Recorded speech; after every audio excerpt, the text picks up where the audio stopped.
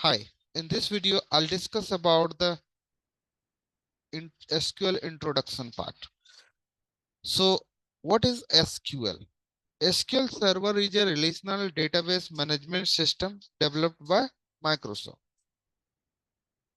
SQL stands for Structure Query Language. So, generally, SQL Server is used to manage huge amount of data. If I talk about the Excel is also database management tool. But in Excel, we can maintain limited data. So if I talk about the Excel can handle 10 lakhs data. So this is the really big data for us, Excel.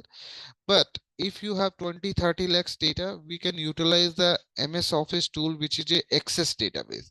But suppose you have millions of data, multiple millions of data, like 10 millions, 20 millions data. At that time, you need any database to manage these amount of data.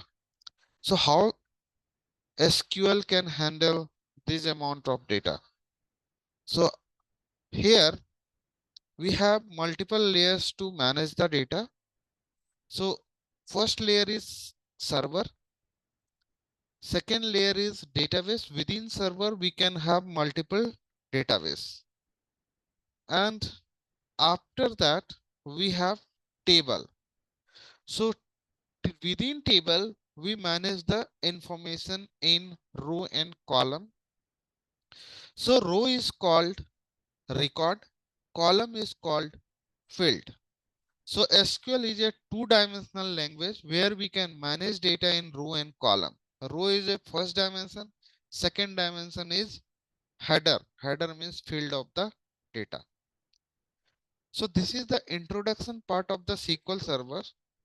So I will discuss more about the SQL in next video. Thank you so much.